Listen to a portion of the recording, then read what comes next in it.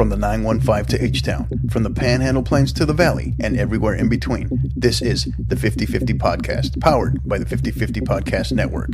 Join me, Hector Cano, as we cover the Texas high school club and college soccer landscape, along with an inside look at the college soccer recruiting scene.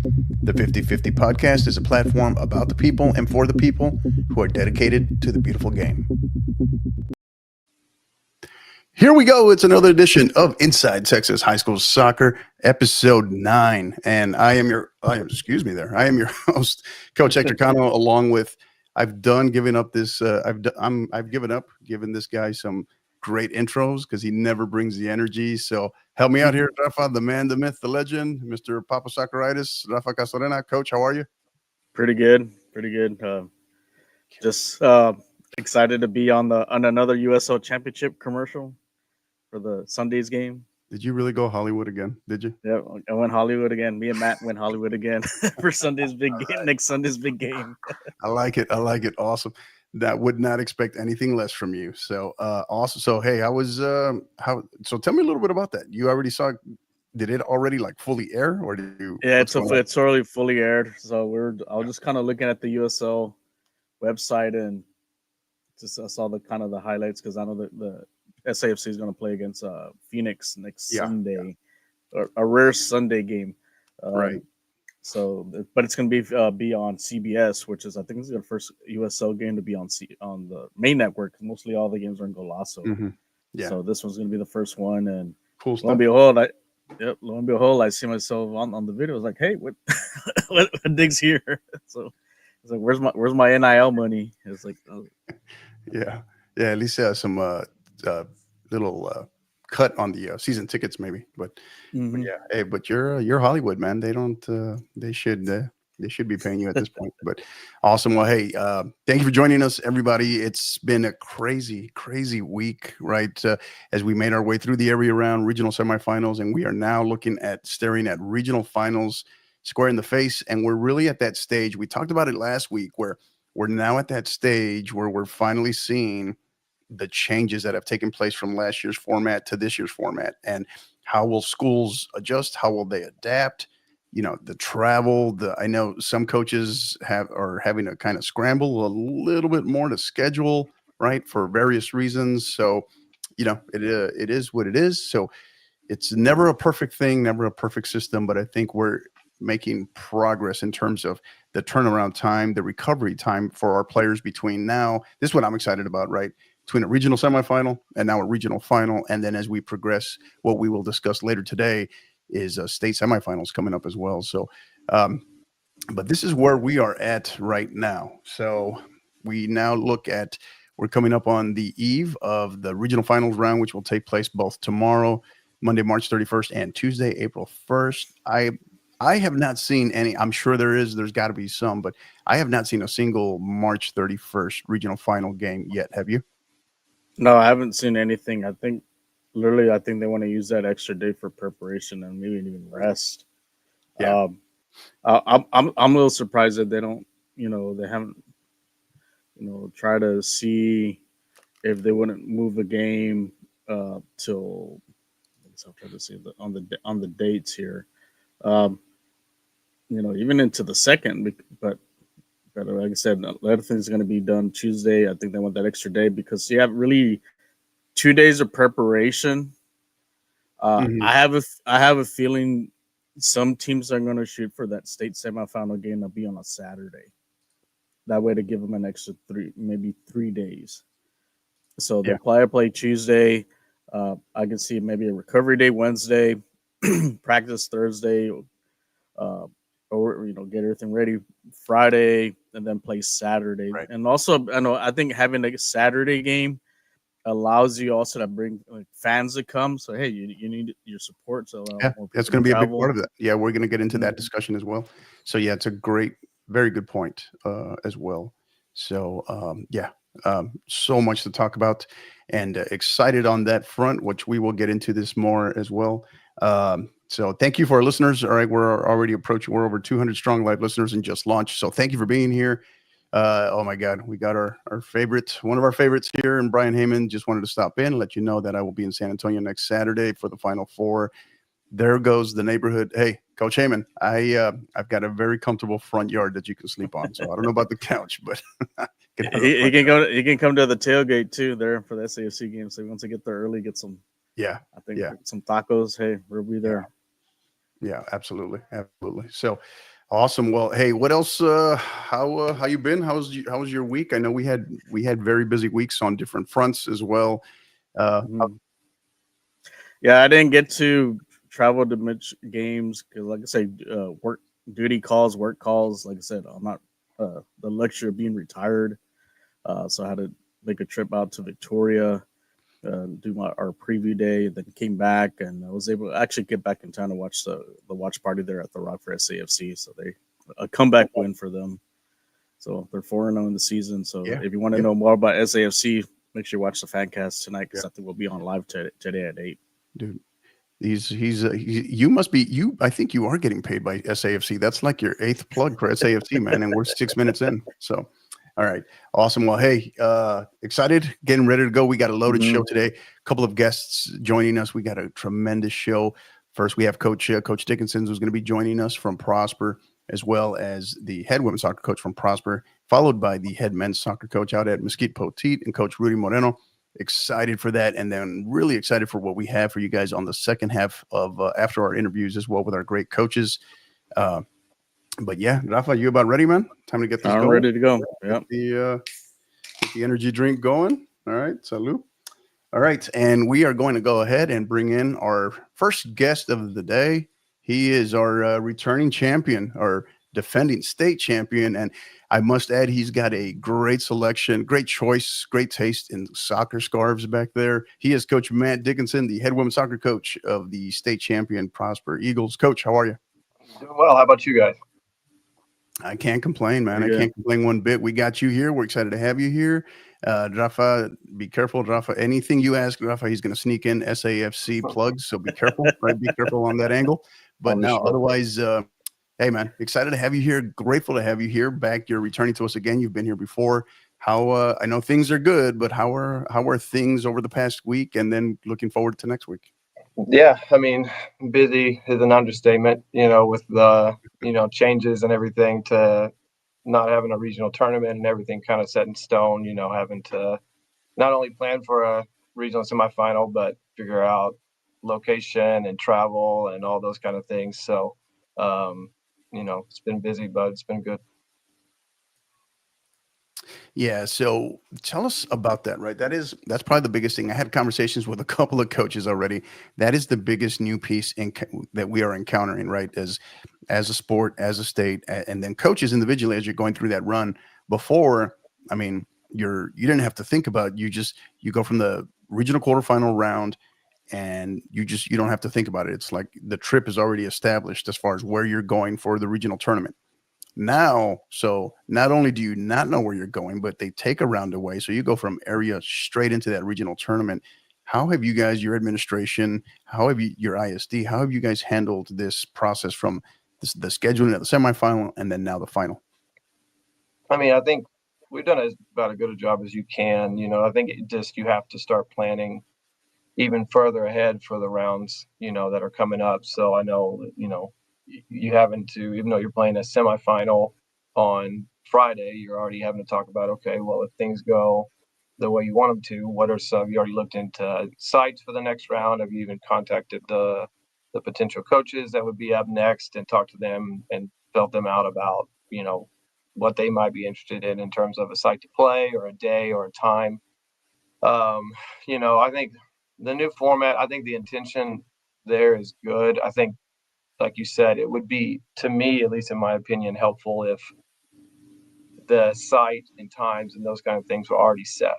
I get that you want to try to make it as even as possible in terms of, distance and travel and those kind of things. But, it's just an extra layer that's, taken away from, being able to prepare for, your opponent. You're having to do all these extra steps, Right, right. so it's never going to be perfect by any means. But I think, if you got back to at least a site and time and home and all those kind of things set in stone, not having to figure out which chapter of refs to use and get an agreement on that. it just, I think extra steps are making it, taken away from your preparation time. You got to do it obviously, but I think in an ideal world, with that, we at least wouldn't have to worry about where we're going to play and all that kind of stuff. Yeah. Yeah. Now, was there something along the way that creeped up on you right during this process of, oh my God, like I didn't even think about that, whether it was a semifinal or maybe even the final, in terms of the logistics of something that kind of creeped up on you, or maybe creeped up on administration, and your administration brought it up your way and you hadn't really kind of processed that, uh, because this is new in terms of just this extra planning for these couple of rounds. Not really, at least on our end. I think, last year's run kind of helped like prep the, quick turnaround and things in terms of, having last year you win a regional final and you have to turn around really quickly and figure out, transportation and all those kind of things to get down to state. So I think that was pretty good preparation, for what we're having to deal with this year, in terms of just, similar things, getting meal money set up, getting, charter bus or bus transportation figured out and all those kind of things. So I don't know if anything creeped up on us. The only thing that kind of was weird about this year was, all the weather in DFW and the area around pushed a lot of our games to Wednesday. So we were having to figure out, like how much of a window are we going to give ourselves on Wednesday, to try and get those games in, because if you don't somehow get those in, you got to flip a coin, see who moves on. So that was really the only thing that's been weird or different about this run, is just having to, the time crunch from area to the regional semis for some of these DFW teams having to play, Wednesday morning, Wednesday night, and then turn around and either play Thursday or Friday, so that's really been the only thing different. Yeah. What has been maybe something that you've picked up on so far that you like going through this process? Anything in particular? I mean, obviously the couple of extra days rest is nice. Last year having to play a semifinal and a final back to back, ideally you would have more recovery time. Obviously both teams are in that same boat, so it's not like you're getting a advantage or disadvantage, any different than the team you'd be playing. But it is nice, especially because we were having to play all the way in Abilene for our semifinal and not getting home until after 1 a.m.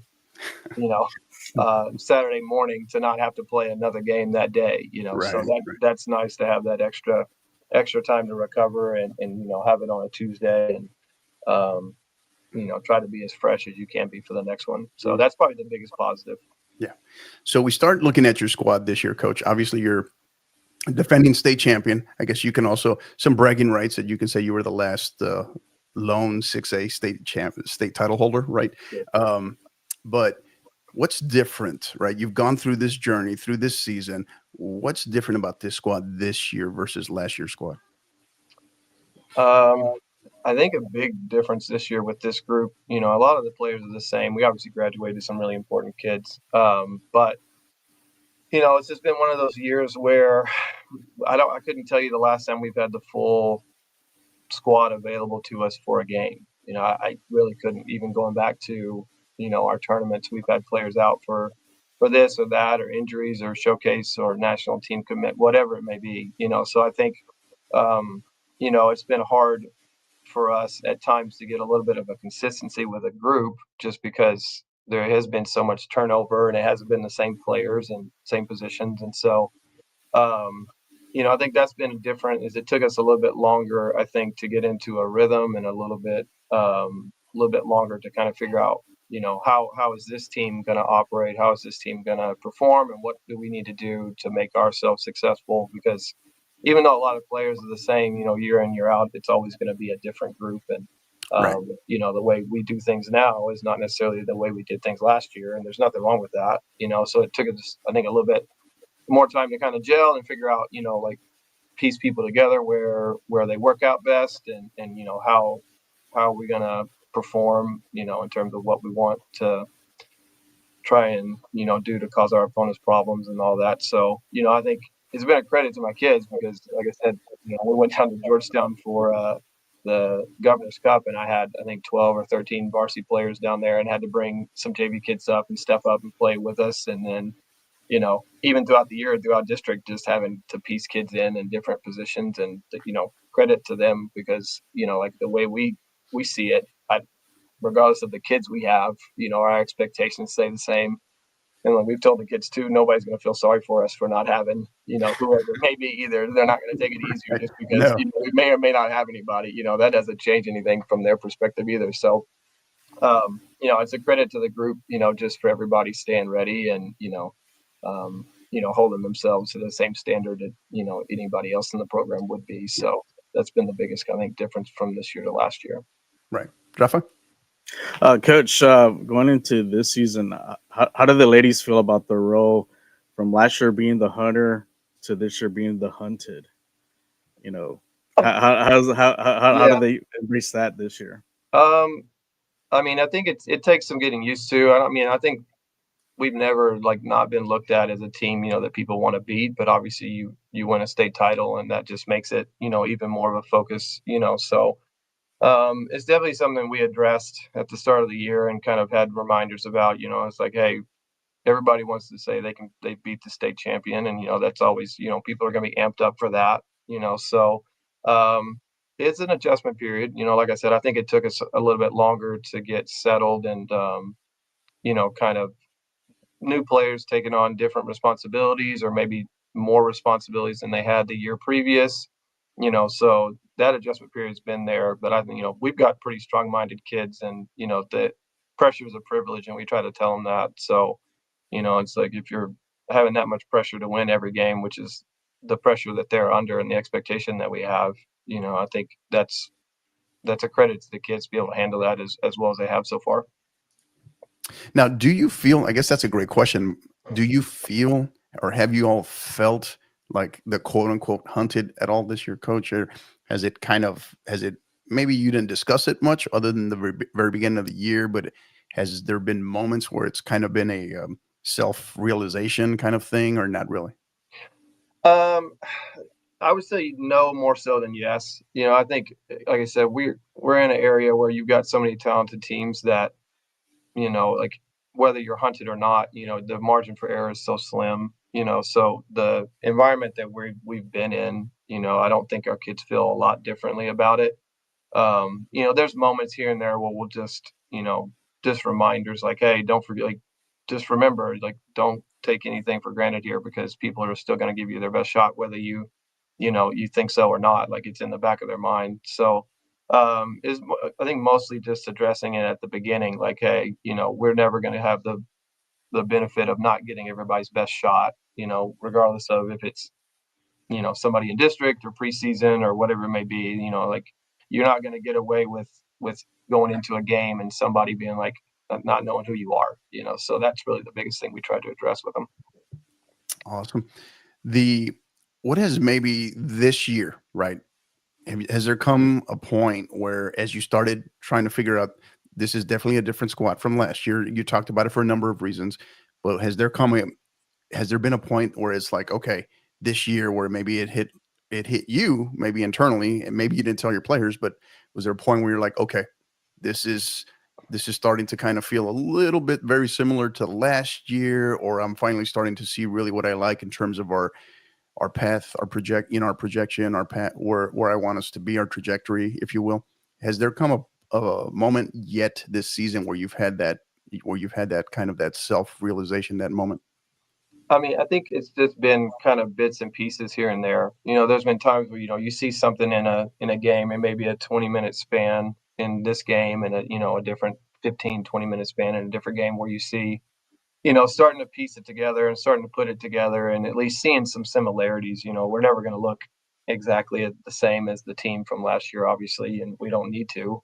But, just seeing, at least similar signs that I saw last year in terms of, okay, like, if we do this, we can be successful. If we're able to maintain this level of play, we're going to be able to at least have a shot to win every game that we're in. That doesn't necessarily mean that we will, but that was kind of the same thing last year. It was just seeing moments of like, okay, if we're playing this way, then we have the ability to do that, and if we can sustain it, then we're going to give ourselves a shot. So there's been moments, like I said, I think it was a little bit later on in the year. I really think we really didn't start hitting much of a stride or really playing the way we really thought we were capable of until we got, really almost at least halfway through district. I think we were struggling. We were defensively okay, struggling to score goals a little bit, at least to what we're used to. And I think part of that too is just having to, the different piecing together of kids and certain, Right. spots and all that kind of thing. So, I think halfway through district, we started to kind of, we met in house, with the captains and talked to them a little bit about, things were still going pretty well. I think we had won a lot of games at that point, after the first two of the season, but we still didn't feel like we were playing to the level we need to be at. And so, just had a little in-house meeting with them. And then, captains had a meeting with the group and just kind of like refocus, kind of set the tone about everything and what expectations were and what, just a confidence boost kind of thing. So, after that point, I think we started going a little bit of a roll, or at least playing more like we're capable of playing. So, Right. I think it's been a process for sure, but there's definitely been moments. Yeah. Well, Coach, being a military guy myself, I often refer to it as with my teams, I refer to it as a battle rhythm, right? As far as, and you're trying to get them to be kind of firing on all cylinders at a certain point, right? Peaking at the right time. Did last year's run all the way to the state title, did that kind of give you a good vector check as to, hey, this is where we need to be at this time? And if so, do you like what you see where your squad is now at this stage in the game? I mean, yeah, for sure. I think that definitely helped, this year in terms of, talking to the kids about it. It's like we were in a weird situation with the split. I think with 3 or 4 games to go, if we knew if we won all the last 3 or 4 games of district, we would be no worse than co-district champs and be the 1 seed for D2. And we also knew if we lost all 3 or 4, we would still be the 1 seed for D2. So it was a weird kind of end of district for us in terms Yeah, of interesting. whether we won or lost, we were going to end up in the same position, but it gave us, the chance to look at it like the results obviously matter, but we're more worried about, how are we playing going into playoffs? What kind of form are we running into them in? So, we felt really good about it, and then ran into West, and credit to Plano West. They pulled it off against us. We just wasn't our best, and I thought West played pretty well. But leading up to that point, I thought we were rolling pretty well, and I felt good about going into playoffs. So, it was a little bit of a reset with West, but I told them it's better to have that then than a week down the road whenever we're playing Geyer. So it was a good reset for us because we knew the Geyer test was going to be tough. They're the only team that beat us last year, so and they did it twice. So it was a good chance for us to get reset before that, and then really lock in for the playoff run. So it was a good reset moment, and then I thought from the beginning of playoffs, I think we started rolling pretty well. I thought we played really well against Geyer, and then I think we've kept it rolling really since then. So it's just one of those things where you hope you can maintain the level that you're at as much as possible and try and give yourself the best chance to win. Yeah, yeah. It sounds like I very rarely agree with him, but sounds like someone else thinks you have great taste in soccer scarves there, Coach. Thanks to Harry for joining us, our great friend of the podcast. Rafa, you got anything for Coach? Coach, so going into this regional final against Louisville's Marcus, how do you anticipate this game? That region, like I said, that their district's been kind of, real pesky, year in, year out. You saw what Flowermound did, their sister school did going to also in the final. How do you guys feel how you match up with Marcus? Yeah, it's going to be tough. It's rematch of last year's regional final, so we're no strangers to each other. There's with the teams around here, there's no secrets. Everybody that they have, they know everybody that you have, and it's gonna be a battle. I think just like any other top team you see, and in the district right next to us or ours, it's gonna be a full 80-minute game. Sometimes you're gonna go into overtime. Sometimes PKs. You got to be prepped for. You got to be at your best every second you're on the field. So, I think our kids know that. They know, at least from a Marcus standpoint, I'm sure there's a little bit of, sour taste in their mouth from last year. So, not that you need any motivation once you get to a regional final, but I'm sure, it's going to be there from their standpoint for sure, and just like us, we don't want to give it up. So, there's plenty of motivation from both groups, obviously, like regardless of the setting, that match is always going to be intense, and it's going to be a battle, and, it can go either way. You play it one time, it goes one way, you play it another time, maybe it goes a different. So, we'll be ready, as much as you can be, you're trying to, prepare, your group and for what you want to do as much as, what they're going to be able to do. So, I'm looking forward to it. It's going to be fun. Yeah, it should be a dynamite matchup. We are talking with Coach Matt Dickinson, the head women's soccer coach for the Prosper Eagles, the reigning state champion, 6'8" girls state champions.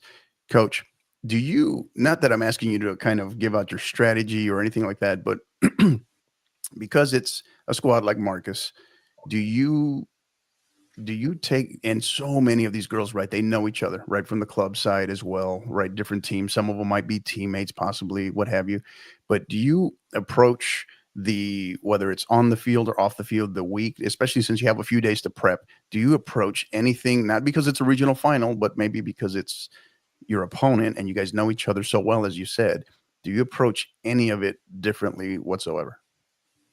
No, not really.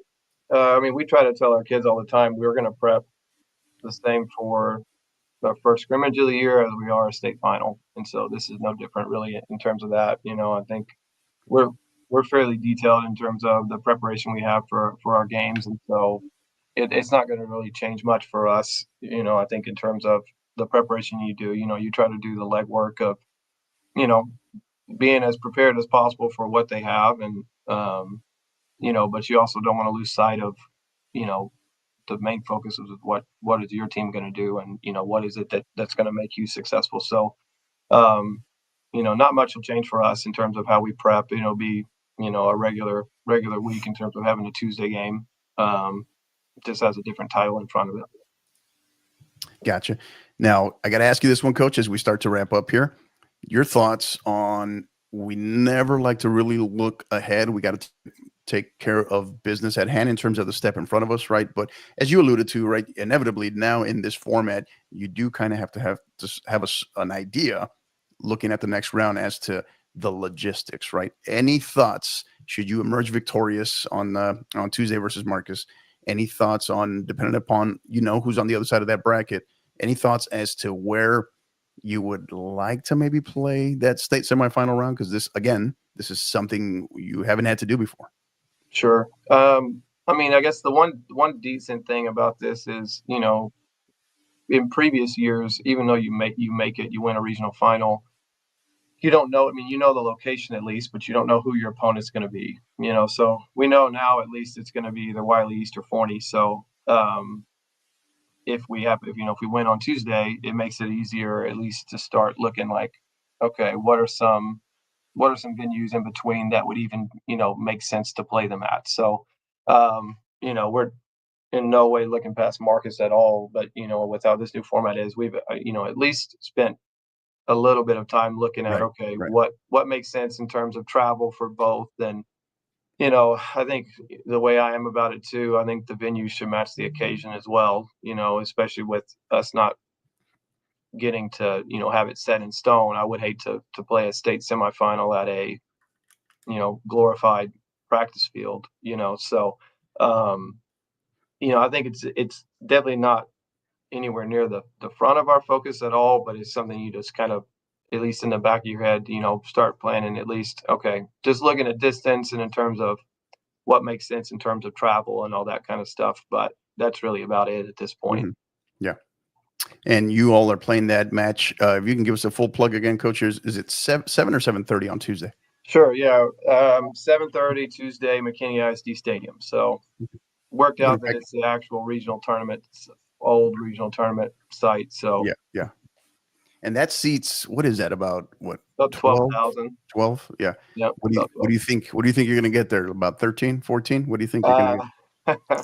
Depends on what type of entry fees we get for that, what type of incentives we can get our kids to get out there to do it. But right. We got a pretty good traveling group. Marcus does too. If you look back to the last year's game, playing at mid-morning, it's still got a ton of people there, in terms of support. So, and we had a great crowd. Shout out to our fans and our parents for the game on Friday in Abilene, for that drive and making it. We had a lot of support out there too, as best you can for that kind of trip. But Yeah. It'll be both groups travel well. So, I don't know if we'll be able to pack it like football can, but we'll do our best. Yeah. Well, I will pick another day, Coach, to ask you more in depth, because I have a feeling we'll be talking again eventually, right? But I'll pick another day to ask you a little bit more on your take on the D1, D2 split, as well as the mercy rule. But as we start to wrap up here, Coach, kind of want to give you the opportunity in our stoppage time to give you the opportunity to any thank yous, shout outs, whatever's on your mind as it relates to your team, this season, our sport. The floor is yours. Yeah, shout out to you guys. Really appreciate all the coverage and everything you guys do for high school soccer in general, and for having me on. Want to say thanks to my administration. We finished up on Wednesday, getting ready for this game, and we were trying to plan logistically and all those things. And they were, our district's really, really awesome about being supportive of athletics, and just took some things off our hands. And we're generous enough to get us a charter bus to take out to Abilene instead of having us to take a school bus and force a coach to drive and those kind of things. So, they've been really supportive, and they always are about our kids and our different programs. So, really thankful for them and to help us along the way. And, obviously shout out my kids, they've been awesome. And, that's, it's a difficult thing to win a state title period, and then having to defend it, and to make, regional finals in back-to-back years, whenever at a 6A level, we had never even made it to the regional tournament. That's a testament to them and their hard work, and, the performances they put out on the field. So, we're really excited to be back, and, we're going to give it our best shot. Awesome. We are talking with Coach Matt Dickinson, the head women's soccer coach of the reigning state champion Prosper Eagles. Coach, I've really loved having you on here. Thank you again. Really appreciate your accessibility and your support of just what you're doing for our sport, but your support of us in particular, of trying to help you guys out, help grow this sport, our great sport, and just everything we're trying to do here in collaboration with all of our coaches for Texas high school soccer. So thank you again, Coach. Really appreciate you, and all the best of luck. Thanks, guys. Appreciate it. Have a good one, Coach. All right. Thank you. Special thanks to Coach Dickinson of Prosper. Thoughts on anything he had to share? Like I said, he's looking forward for this game. It's been another good season for them. What they built, what they won last year.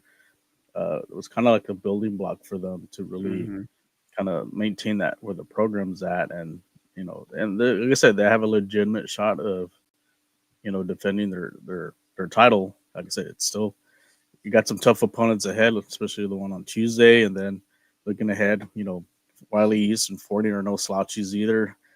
So they're gonna if they win it all, they're gonna earn it, and it's one of those.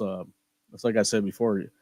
Yeah, there's some of the matchups early on. Yeah, some teams got knocked out, some tough ones, but if you're gonna win it all, you want to beat the best, and this is like kind of the road. I think this is probably one of the toughest roads, I guess, to win a state title as far as being really quality teams. Right. Yeah, anything in 6A, but then when you start talking about Region 1, Region 2, it is murderer's row, as we like to say. But special thanks again to Coach Dickinson for joining us, and again, thank you to we have a little over 600 live listeners joining us across all platforms right now. Thank you. Really appreciate you guys. Again, get on here, like, rate, subscribe. Make sure on our YouTube channel, if you're listening via our YouTube channel, make sure you subscribe. We have a lot of people that listen, think they're subscribed, and they haven't. So go on there, hit that subscribe button, and then hit that live notification bell, so this way you don't miss anything we do, since 99.9 of everything we do is live. You can also find us on Twix, as we call it, Twitter X, at 50_50pod, as well as on Instagram at 50_50 podcast. We're currently live on IG Live. So if you're listening to us there, big shout out to you there as well. All right, we are going to go ahead and bring in our next guest. He joins us for the first time on the podcast. He is the head men's soccer coach of the Mesquite Poteet, I should say. He is Coach Rudy Moreno. Coach, how are you? I'm doing well. How are you guys? Doing great. Thank you for being here. How before we start diving into everything, just how are things, and how are you managing everything? Man, it's been a heck of a ride.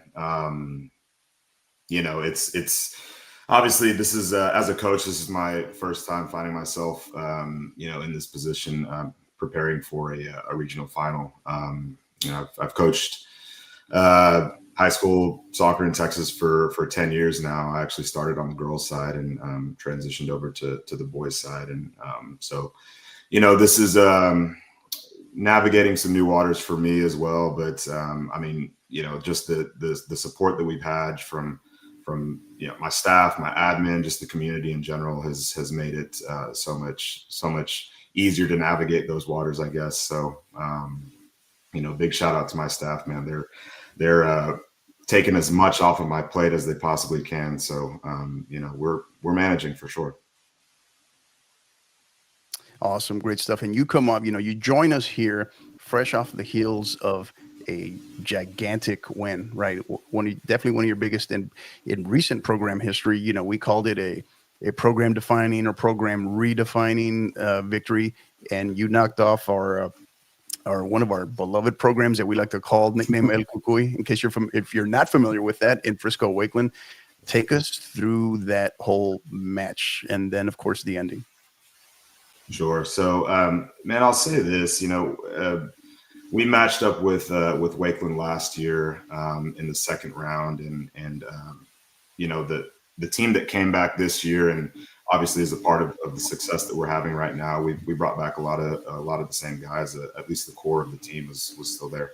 And I will say that last year, going into that match, obviously we're very aware of the history and the recent history that Wakeland has had as a program and the success that they've had. So I think maybe going into the match last year, it was a bit intimidating. And I think even for me as a coach, obviously Coach Holt has had so much success, and going into that match, we were inexperienced, and that's nobody's fault, but just a lack of not really being in that position yet. I think a year on and going into this match, this past Friday, there was no doubt, not just from me or my staff, but there was no doubt in any one of the minds of my players that we were capable of beating them.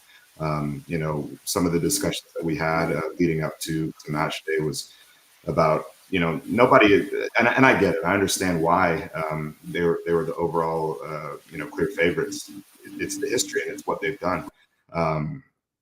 But we believed. We believed every step of the way. And there wasn't one player walking through our locker room that didn't think that we were going to win that match.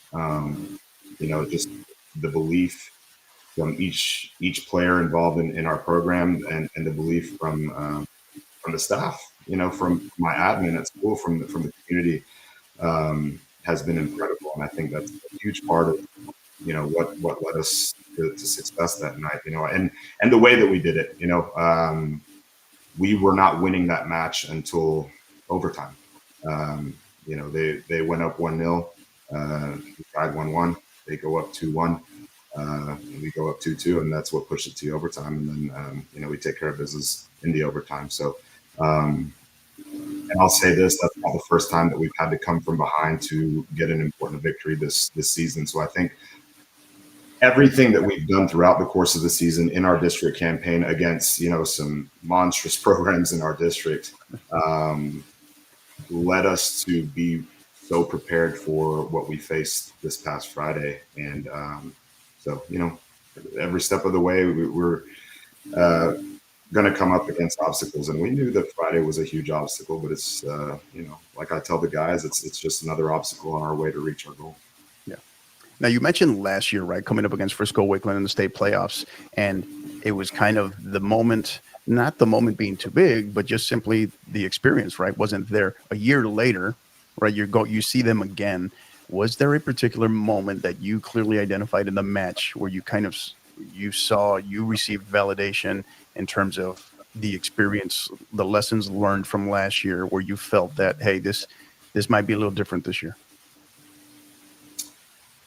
I think just the way that we approached the match overall. I think last year we were a bit passive in our tactics. We probably didn't go at them as hard as we normally would have had it been any other opponent.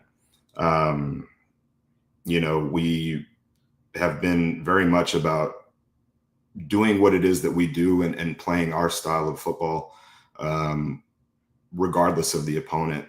And I think that was not only something that we knew we were going to try to do, but we were capable of doing. These players weren't scared. We knew that we could go at them, and we knew that that's what's gotten us this far. And we didn't have any fear in doing so. I think maybe the first 10 or 15 minutes of the match, when we were seeing like, man, we're not just going to compete tonight. We're going to, put them on their heels. And I think once the guys kind of saw that we were capable of doing that, it's obviously it gives you a lot of confidence. Right. But I think also our fans seeing what we were doing that night, and a big shout out to them, the support that we've received from our parents, from our families, from alumni, and just the Mesquite community in general. I know for a fact that our guys really feed off of that, and that's been huge for us this season. And just all those, I don't know, it's an accumulation of all those little things that have just shown us that we deserve to be here. And it's not by luck or anything. I mean, we've earned everything that we've gotten so far, and we had to earn it that night. And just the fact that we saw that we were capable of earning something from that match, I think was huge for us. Yeah. Rafa? Coach, I noticed that there's 5 Mesquite teams, ISD teams, making it to the regional finals. How do you feel about the status as far as Mesquite ISD soccer? I know like the Planos get the Planos, the Friscos, the Louisvilles kind of get a lot of the attention. How do you feel about Mesquite soccer? Are they kind of maybe turning the page there, starting to becoming that, hey, keep an eye on us? I think we're going to be contending year in, year out. Absolutely. I think, first of all, we have an incredible group of coaches, Jeremiah Villarreal at West Mesquite, Robert Milligan at Horn, Phil Elia over at Mesquite High School, and Isai Velasquez at North Mesquite. We're all very cool with each other. We get along really well. Maybe not so much when we're on the touchline against each other, but outside of that, we're just a group of guys that we if we ever want to get together and hang out, we do.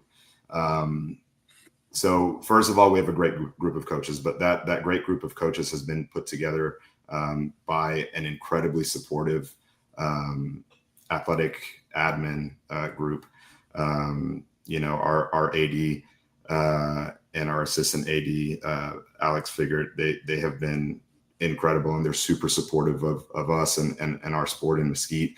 And pushing for middle school soccer in Mesquite has been huge as well. And we're a few years into having middle school soccer, and I think we're really seeing the benefits of it now. I think to have all 5 of our high schools, make it as far as we have this year is incredible. And I don't think that's by coincidence. I think it's one, just from the support, again, from admin and putting together a really good group of coaches, but then also supporting the sport. There's real benefit in getting to see these players, identify these players at the middle school level, and putting the time and work into their development. And I think we're really seeing the fruits of that now. Yeah. And how's the community handling that, Coach? We talked about just the greater Mesquite, community, Mesquite ISD, all of that.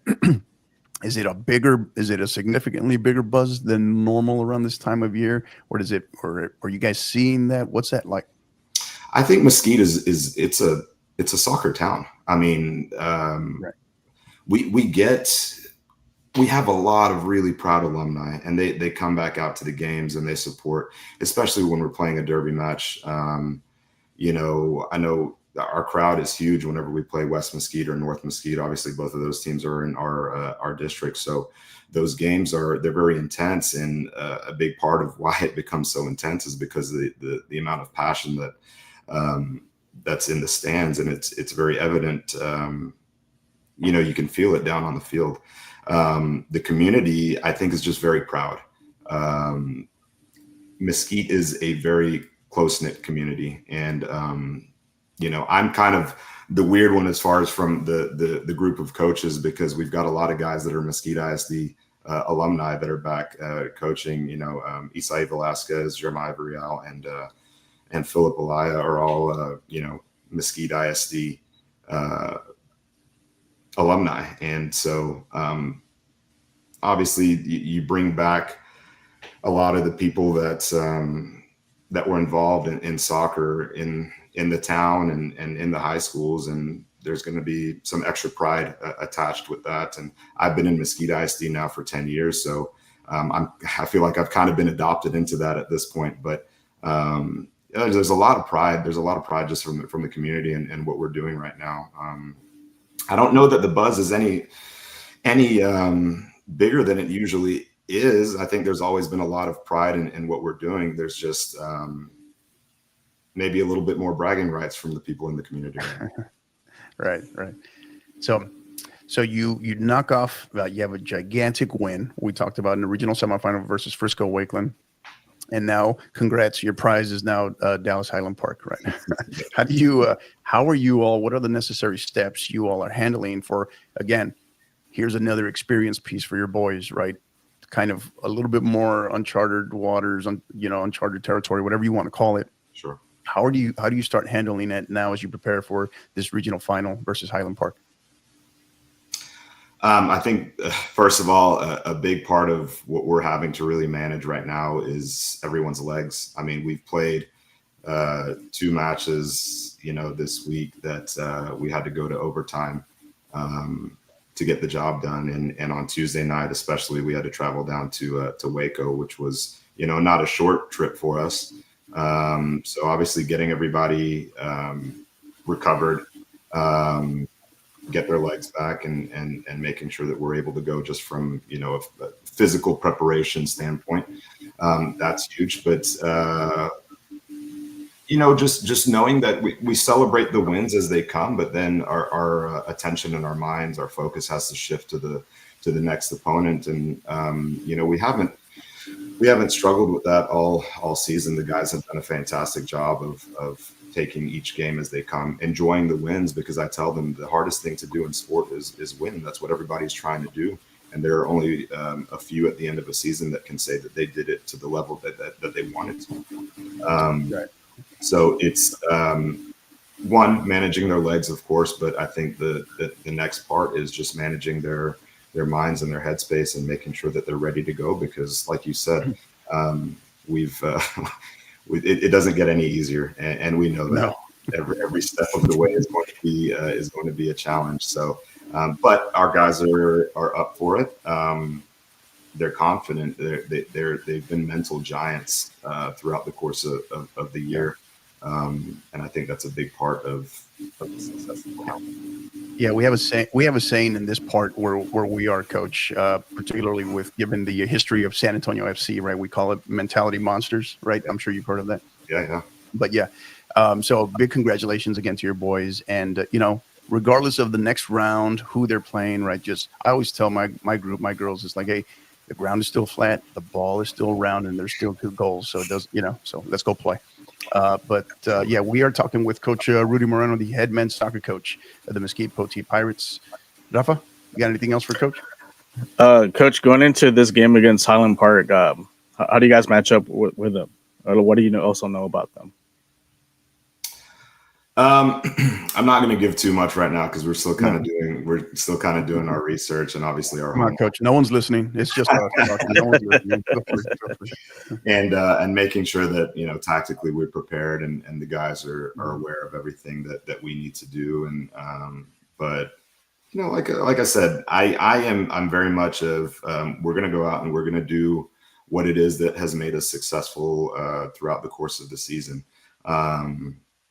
Obviously, I want to be prepared for our opponent, and we will be, and our guys will be. We're going to do everything that we need to do to prepare for this. Obviously, a huge match against a very quality opponent, and we know that. but we're going to do everything on purpose with purpose, and we're going to focus on our process. Those are actually two of the of our standards that are in our program and posted up in our locker room. And that's how we're going to go about our business. Yeah, I love that. Everything with purpose, on purpose, right? I love that. That's awesome. I did see. I think, where did I see that? I think, was it on your Twitter banner? I think, is that where I saw it? On your X banner? I think it is on my X banner, and every game day post, I figure out a way to sneak it into our game day posts every match. So there you go. Yeah, great stuff. We are talking with Coach Rudy Moreno, the head men's soccer coach of the Mesquite Poteet Pirates, as they prepare for their regional final matchup coming up versus Dallas Highland Park. Coach, give us some details on the match, when and where, what time, any plugs, anything as far as the match goes. Yeah, so we're playing on Tuesday night, April the 1st. We will be at Homer B. Johnson Stadium in Garland. Kickoff is at 7:30 p.m. So it should be a good one. That stadium is beautiful, and we'll be ready. Awesome. And as we start to wrap up here, Coach, we, as is customary, we like to give our guests the opportunity, give them the floor in what we call our little mini stoppage time here. So any shout outs, thank yous, anything, I know you've already hit on a little bit, but anything as it relates to your team, our game, anything that's on your mind, the floor is yours. Well, first of all, thank you guys for having me on, but everything that you do for coverage of our sports in our state. We very much appreciate that. And, just thank you. I definitely have to give a shout out to first athletic admin, Mesquite ISD, Coach Cody Rose, Coach Ollie Figert, Coach Whitney Long. There are our ADs in Mesquite. They do a fantastic job of taking care of us and, supporting us, giving us the things that we need to be successful. Big shout out to, Poteet admin, Dr. Kelly Long. I cannot tell you how welcome she has made me feel since I've moved to Poteet, and has been incredibly supportive of everything that we do for athletics. And, I genuinely don't think that we'd be in the position that we are right now without the support of all the admin and my staff. They've been incredible. Victor Rodriguez and Sergio Estrada, like I said, they're taking so much off of my plate and allowing me just to focus on the football side of it. Our community, they have been massive. The way that they have traveled, we had numbers in Waco, we had numbers on Friday night up in Richardson, and I know our guys genuinely feed off of the energy that they're bringing. They're loud. They're so supportive of us, and I know that they're so proud of what our boys are doing right now. So, they're a big part of our family and our success right now. So, just a big thank you to all those people. Well said, Coach. Again, he is Coach Rudy Moreno, the head men's soccer coach of the Mesquite Poteet Pirates. Coach, wishing you the absolute best of luck. Excited to see as your boys continue their run. Wishing you the absolute best, and hope to see you here again sometime soon. If you need anything, don't hesitate to reach out. Thank you guys so much. I really appreciate the opportunity. Yeah. Take care, Coach. Thanks. Bye-bye. Good. All right. Special thanks to Coach Moreno for joining us. Thoughts on what he had to share? No, just a great season for them. I mean, they have that signature win. I guess that's few and far in between to say, hey, our team was able to beat Frisco Wakeland, and that list is probably very, very small, Yeah. especially in the playoffs. It's very small, to say that, hey, we're the ones that not beat them. I know Midlothian, they have them on the list, like I said, because they beat them in the final. Bel Air also, like I said, from El Paso got them too, and so, but it's a great win, a central win. I'm sure the boys are proud. A little shout out to the Poteet managers. I'm sure their soccer team, I know they're posting on there, so Yeah. shout out to them. But I think this is a program to keep an eye on for this next few years. I think like he mentioned about how the growth of soccer there in Poteet, because like I said, Frisco kind of gets a lot of the the Louisvilles. Yeah, and I think that's the real story. I think that's the real story here, right? Is the component of just what's happening there with, I mean, that's not an accident, right? Maybe 1, 2, okay, but I mean 5, right? I think that's a testament to just the community, the schools, and he's right. We've had a lot of the sports athletic administration get some love tonight, and rightfully so. I think this is the byproduct of that, right? When you have administration that is really behind their coaches, really behind their their student athletes, it translates, right? It translates, and so that's really awesome to see, really awesome to hear, and just to see 5 schools right from that greater Mesquite area, pretty awesome stuff. I think that's the real story here. And I mean, no matter whether they continue on the run, right, any of those schools, or if this is it, I mean, there is absolutely no shame to still be playing. If you're playing in April, you're doing something special. If you're playing, in making a regional final, making a regional semifinal, period, right? I think it's a special season regardless, right? And I think we've talked about it regularly as far as our student athletes of being in the moment, right? And playing with joy in their hearts and wanting to just relish in all of that particular moment right then and there, versus kind of looking back on it with regret because you held back for whatever reason. So special thanks to both Coach Dickinson and Coach Moreno for joining us. They gave us some great content. Go on there again, like, rate, subscribe. We got over 700 plus live listeners joining us from all across the state. Thank you to our listeners.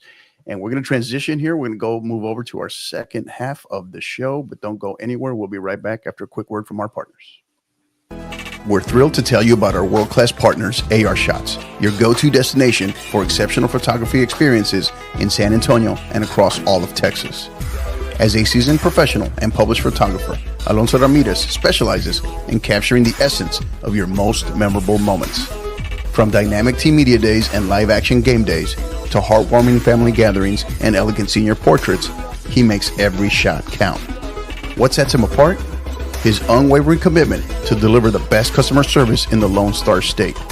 With major international and professional sports event experience, AR Shots' work speaks for itself. He is dedicated to making your photography experience straightforward and enjoyable. So why settle for ordinary when you can experience extraordinary with AR Shots? Contact him today so he can turn your vision into a stunning reality. Check him out at arshots.net, as well as on X and Instagram at arshots.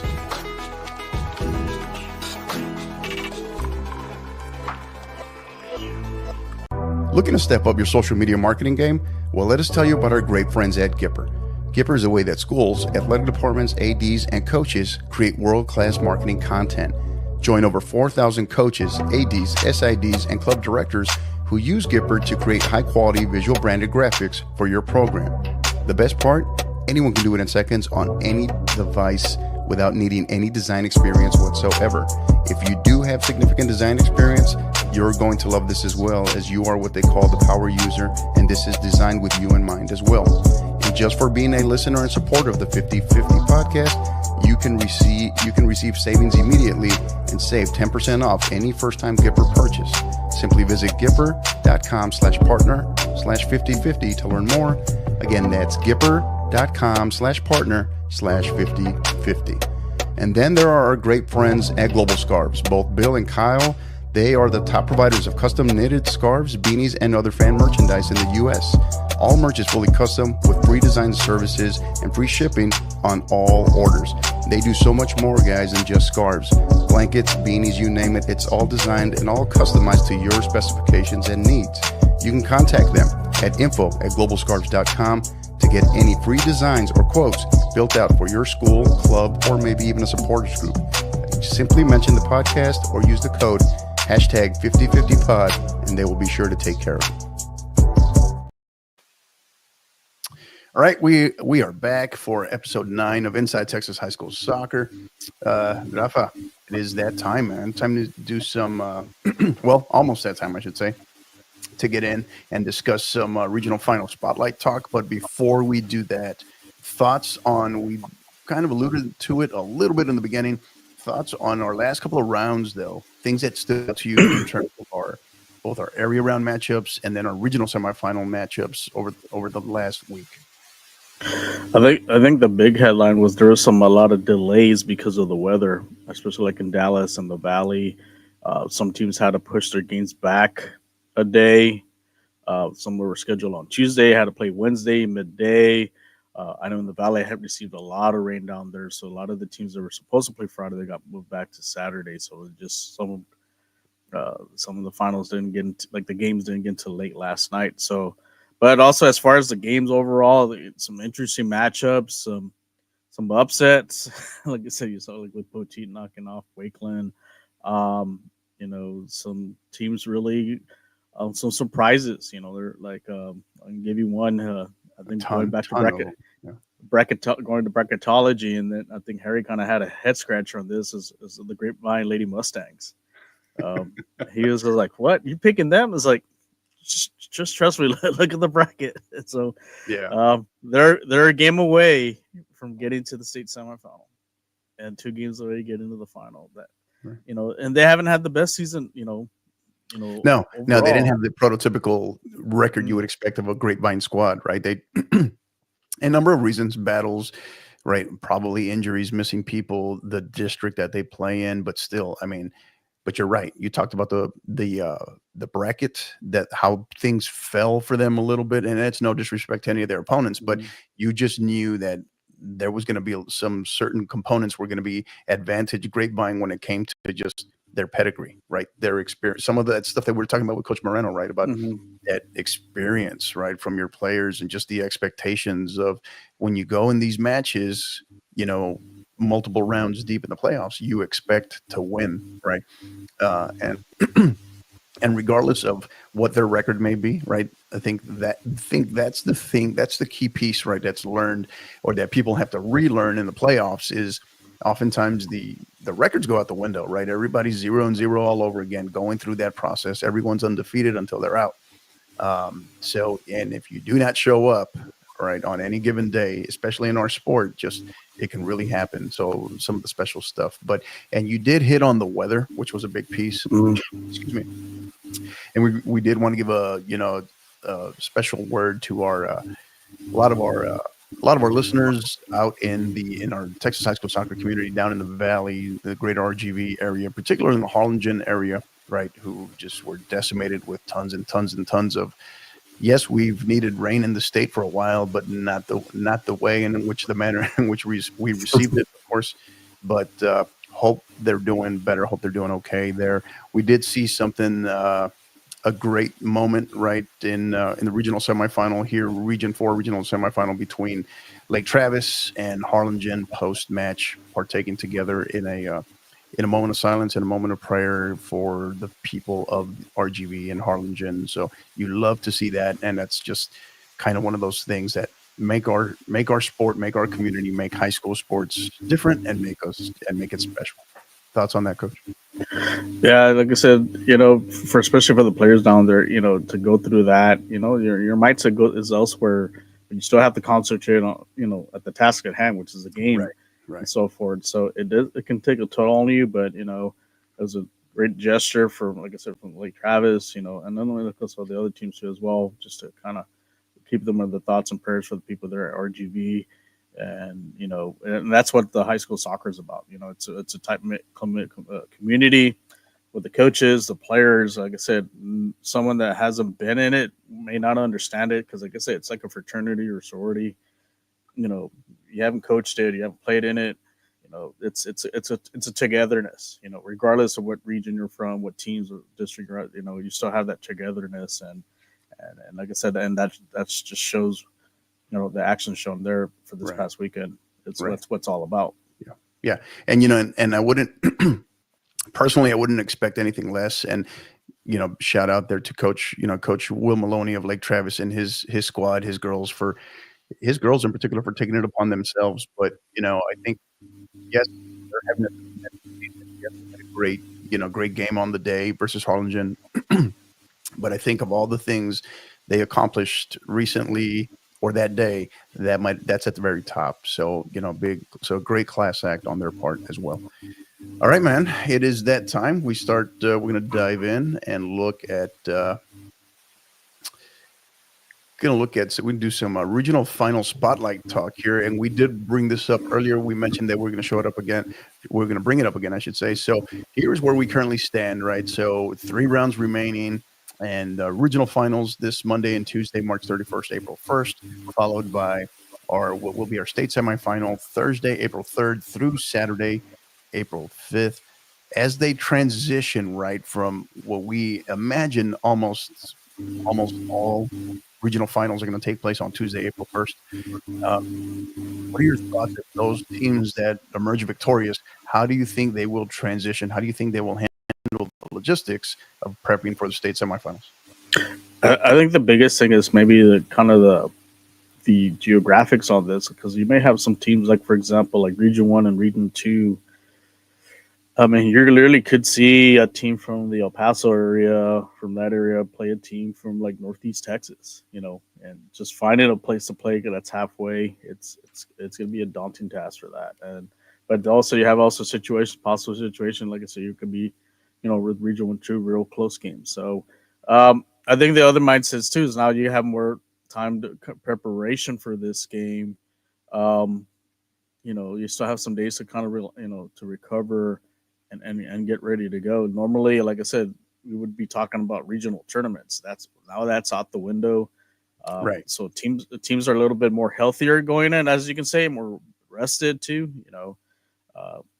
Then going playing. Like I said, normally this game, I mean, I can imagine, like I said, Poti, beating Wakeland in overtime, and then had to play Highland Park the next day. I mean, if it was last year's scenario, I mean, that'd be tough for the players. So yeah, different story.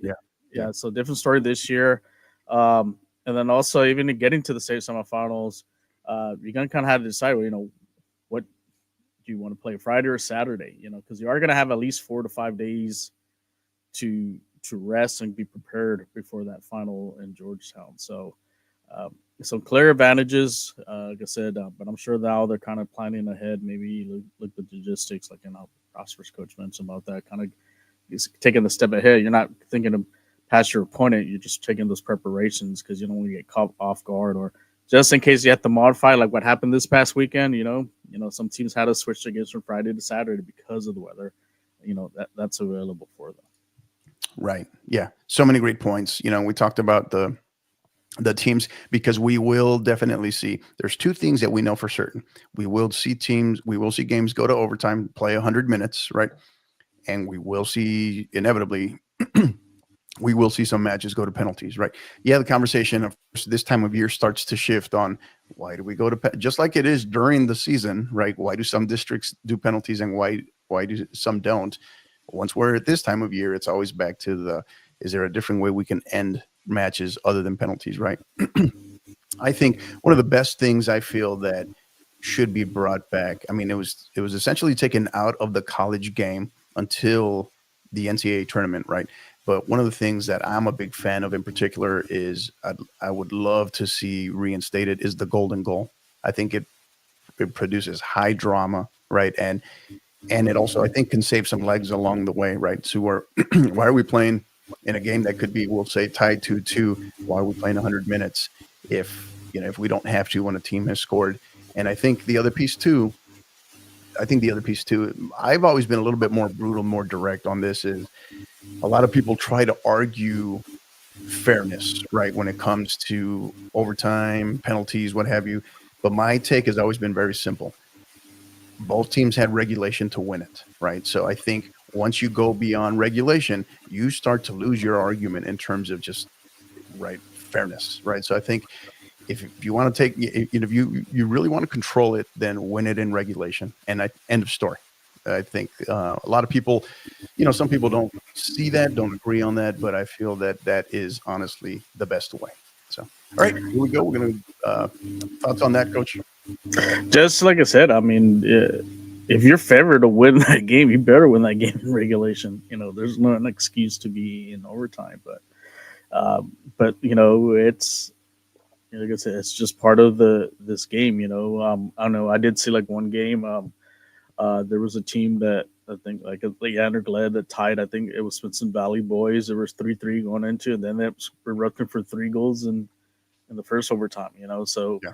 It's going to be a team who's going to be built for, even for the extra time.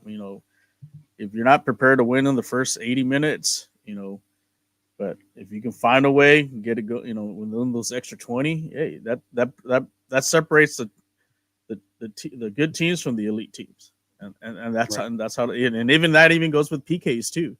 I know I hear excuse about well, they don't have PKs in this district, blah, blah, blah. Well, still, your players have to be at their game, and also, got to work on. You got also outside practice. You got to work on your on your PKs as well too. So as a player, you have that responsibility. So yeah, absolutely. All right, we move on. We're going to go ahead and we're going to start our regional final spotlight here. And we're going to start with, and how we will do this is kind of we're going to go through 4A, 5A, 6A, and then we're going to wrap up with, we have an extra spicy set of selections that we're going to pick on here, too. So impossible for us to select every game, because otherwise we'd probably be here for another, probably 2.5 hours. But I got to highlight this. There are tons of great regional finals taking place this week, right? So we tried to pick through a number of things, just stories, plots, maybe programs that we've talked about significantly on this show is how we kind of determined these. So if you are not mentioned here, does not mean is not a slight on your match, your regional final whatsoever. So, all right, take us through. So we're going to start off with 4A Division 1, and how we did this is we picked one from boys and one from girls. Take us through these two, Coach. So the first game here for D1 for 4A, we have the 4A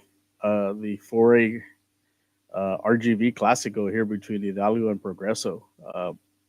They've been the staple of RGV soccer for 4A the last few years. Both programs have been very successful. I know both teams got eliminated last year by Rudy. I'm sure they're happy at seeing them in the playoffs for 4A. This is going to be an interesting game because Progreso, they're at, believe already 28, 29 and 0. This game should have actually been taking place in the second round. Had not been with the whole fiasco with Valley View, who said this would have been Valley View, but right. Hidalgo could have faced Progreso in the second round, and maybe it could have been a different story. But this game's going to be played in Mercedes, and this is going to be I can expect this one to go into overtime, maybe the PKs. It's going to go back and forth. Now, Progreso, like I said, had to fight through a game against Lavernia. Hats off to the Lavernia Bears. They had them down 2-0, but tells of two halves, and Progreso found a way to win and came back. Hidalgo's kind of been taking care of business, and I think Hidalgo is not, intimidated, and I think they have the talent to knock off Progreso. So, like I said, this is going to be, if you have a chance, go down to Mercedes on Tuesday night. Should be a great game. And then what can you say about this game? I mean, this could literally be a state semifinal game or even a state final game. Absolutely. Too bad they're in the same region. Lumberton versus Salado. This is girls Region 3, Lumberton versus Salado. Yeah, this is like I said, going to be a barn burner of a game. I think whoever wins this game is probably going to be one of the like I said, a favorite. Maybe even get to the final. Maybe they end up playing against Salina. Who knows? But if you have a chance, like I said, make sure go check out this game. Salado's very high-powered offense, and like I said, I got the chance to see them. Very talented. They smother you offensively. They do not let up. But Lumberton, great team, also great defensively. So two teams that are it's going to come down to who can and kind of impose their style of play, and whoever can do that is gonna end up winning the region and going on to the state semifinal. So you have the great Lumberton and what they've built, what they've done there, versus the Blitzkrieg, as you called it, right in Salado. So or the buzzsaw. The buzzsaw should be should be a great game. Both of these. You're watching some very high level soccer being played. People always like to think that somehow it's inferior at the 4A level. Nothing could be further from the truth. So excited for these two. All right, we move on. So 4A regional finals D2, and here we're going to highlight boys region 1, Fort Worth, Diamond Hill Jarvis versus Bridgeport, and then for girls region 1, Canyon Randall versus Godley. Take us through these two, Coach. So the boys game, Diamond Hill Jarvis, one of our favorites. Shout out to them. Another great opportunity for them to get back to to the Final Four. They got a tough matchup with an upstart, Bridgeport. Bridgeport's have surprised a lot of teams in Region 1 this year, and just one step away. I think kind of like the same situation like kind of Poteet with Wakeland. If Bridgeport can get a win over Diamond Hill, Diamond Hill, like I said, they've been kind of one of the premier teams in Region 1. If Bridgeport can get a win, that's seeing each other, and who knows, that could propel them, maybe even go deeper, maybe even get to the final there in Georgetown. So that's going to be a great game. And then what can you say about this one for the girls Region 1? Canyon, Randall, and Godley. And I know you mentioned about Godley. You got to see them play. This is going to be a hell of a game. I mean, this is one that you're in the area, go check this one out. You got a team from the panel that's doing great, but a Gottlieb team that's starting to turn a lot of heads now and starting really now kind of really establish themselves. And I think it's just the beginning for them. And who's to say we don't see these teams face each other again in the next few years? So should be an excellent game. Absolutely. I think Randall, and we talked about when Kevin Gomez was on here from Yellow City Soccer. He was big on Randall, right? The two teams he was biggest on, they're still here, right, in regional finals. And Godley, Godley's a team that I got to see up close personal about 3 years ago. And just to see the path, right, their trajectory that they're on, and here they are now in regional finals. I think it's stay tuned for sure. I think this is going to come down to just who wants it more, right? I think in the end. And of course, Diamond Hill Jarvis and Bridgeport, I think Diamond Hill Jarvis has clearly established themselves now as a power. So what gives in both of these will be interesting to see in regional finals. All right, we move on. 5A regional finals, Division 1. And we got two that we're going to highlight here. First, for boys, Region 4, Leander Glen and San Antonio Southwest. And then for girls, Region 1, Amarillo. There's that other Panhandle squad that we were just referring to. Girls, Region 1, Amarillo versus mighty Colleyville Heritage. Take it away on these two, Coach. So Region 4, like I said, we have the defending Region 4 champions, Leander Glen versus like I said, they've been my number one team in San Antonio. They've been in the RPIs this year, like in the top 10. San Antonio Southwest, like I said, their slogan, state or bust. This is it. This is their first, like I said, they finally kind of get over the little hump over getting over the Valley team. Now they face, like I said, they're in the regional final for the first time. I know this game is going to be played in New Braunfels. Should be a great one. Can Southwest, really the pressure's on them because, like I said, they have, like I said, they want to deliver, and if they want the championship as far as the region championship, they got to take it from the defending champs. And Leander Glen, they found a way to beat a really good Brownsville Nevada team. They're at Alamo Stadium. I know Steve was there at the game, kind of keeping us updated. But like I said, Leander Glen's been there, done that. Like I said, they made that run last year. So two powerhouses here for Region 4. It's going to be a dynamite game. Like I said, can Southwest take that next step? Can they take it away from Glen and get to the state semifinals? And then the girls' game, Region 1, Amarillo and Colleyville. Kevin mentioned about Amarillo. Could Amarillo High be the first girls team from the panel get to state, to the state semifinals? But they have a very tall task against a very good Colleyville Heritage team who's got, like I said, they got the history. We've seen them year in, year out for them make those deep runs. And how the Alamo, as far as the Panhandle teams going against the Dallas area teams, they've fallen short. Is this the year that they finally break through and get to that state semifinal? And like I said, this is going to be, I believe this game is going to be played, I think, in Abilene. I'm not too sure. I have to check and see. But yeah, was it Shotwell? I couldn't tell. I was trying to get. I think it was Shotwell, I believe. Yeah. So this will be at that Shotwell Stadium. Yeah. And we talked about Leander Glen and San Antonio Southwest taking place here in New Braunfels. Yeah, I think Glen is established and Southwest is trying to get over, climb that mountain, right? So, and rightfully so, this is a Southwest squad that has kind of owned it, right? As far as putting that pressure on themselves, as far as, that hashtag hasta el final, trying to get all the way, make it a point to be all the way to state. They'll have to get through as you said, the reigning regional champion in Leander Glenn. Should be a great matchup. And then we have an Amarillo squad, right? That could be potentially the strongest to come out of the Panhandle area in recent memory. And they take on just one of the most consistent programs in the state of Texas in Colleyville Heritage. It never fails. They're just regional semifinal, regional final, right? Or state, somewhere in there, always in the mix.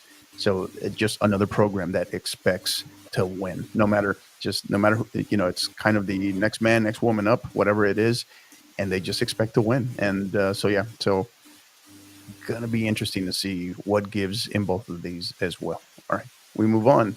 5A regional finals, Division 2. We highlighted our two that we highlight here. So boys Region 2, Dallas Highland Park versus, of course, Coach Moreno's boys, who we just had on here in Mesquite Poteet.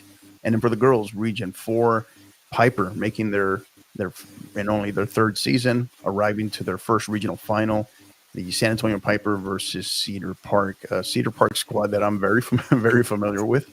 Thoughts on these two, Coach? So Dallas Highland Park versus Mesquite Poteet. It's going to be a great game. Like Coach speaking with Coach Moreno, can Poteet do it again? They slayed one giant. They got another one from the same district, and to have two signature wins, in the winter region, really will propel your program, and like I said, be a big confidence booster. Maybe the soccer gods are lining the stars for you, and if they, like I said, if they get this win, you could legitimately say Poteet could be a favorite to win it all because of what they've done. And as like I mentioned, this is gonna be a great game. Playing in Garland, so you're up in Garland. Make sure to check out that game. And then here in Region 4, we got Piper versus Cedar Park. Probably the two best programs here in this region. They're gonna go toe to toe.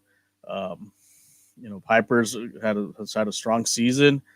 So has Cedar Park. This is gonna be a very evenly matched game. Austin's kind of had the best of San Antonio these last few years. Can Piper break that streak? Can they finally break through and, kind of like what Cincinnati did a few years ago?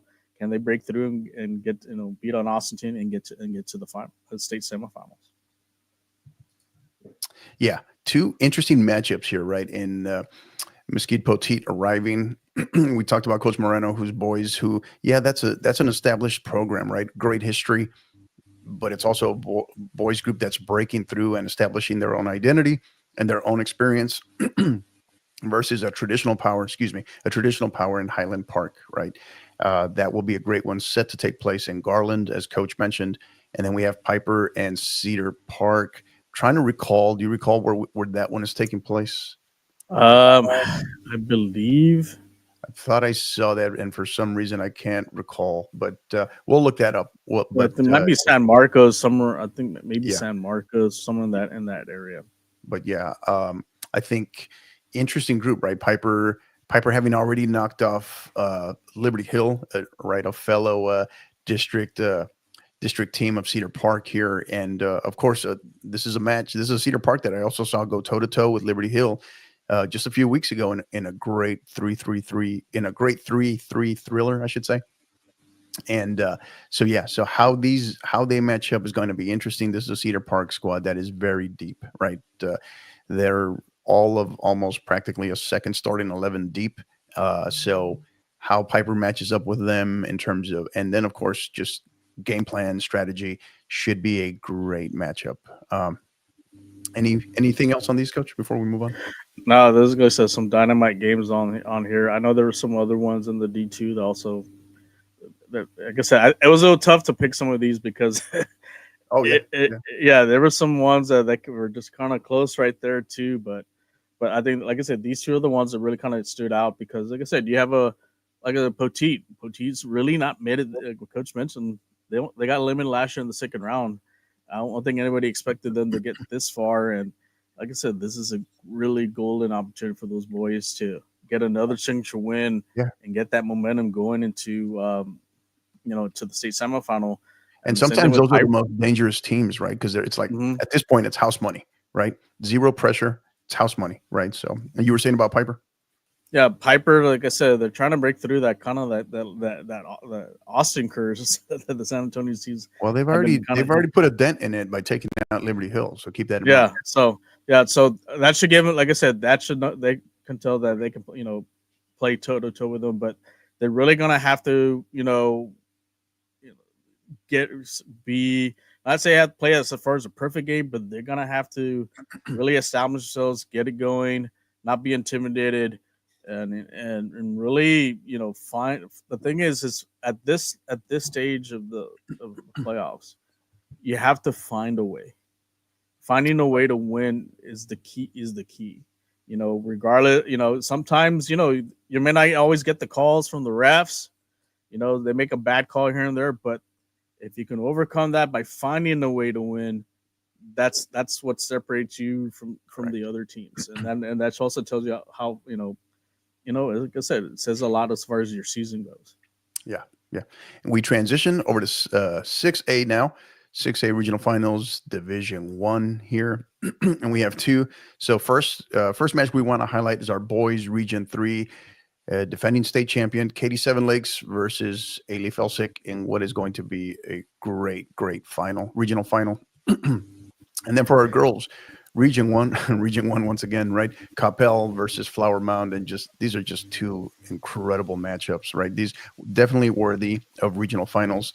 Tell us about these two, Coach. So Seven Lakes, like I say, mentioned back-to-back state champs.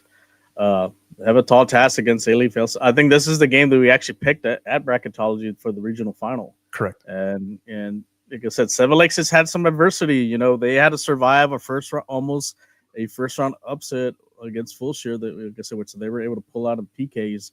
Ailey Felsick's been kind of consistent. Just been chugging along. This is probably the premier game there in the Houston area. Like I said, this can go either way. I think whoever wins this game could legitimately be the favorite to win state. No disrespect to the other teams, but just like I said, it's just these two powerhouses going toe to toe. Yeah, and there's something there between Kate. Mm-hmm. I think the bridge between Seven Lakes and Ailey Felsick here is that Ailey Felsick's last loss was to Fulshire, right? Mm-hmm. Late in the season, and that's a Fulshire squad that also gave Seven Lakes a run for their money that we were just talking about in the opening round. So how do they? So there's clearly something there, right? And how do they adjust? How does Seven Lakes adjust to that? How does Ailey Felsick adjust to that? But yeah, I think two well-coached squads, lots of experience, lots of talent on here as Katy Seven Lakes tries to make a run for a three-peat there. So, all right, next one, Coach. Coppell and Flower Mound. Yeah, Coppell, Flower Mound. The names for the two programs speak for themselves. District 5, District 6. I mean, they've been dominant. Including even District 7. I mean, they've been dominating Region 1. They've been the staples. Like I said, they have Prosper. You have Marcus. Like I said, I was even close.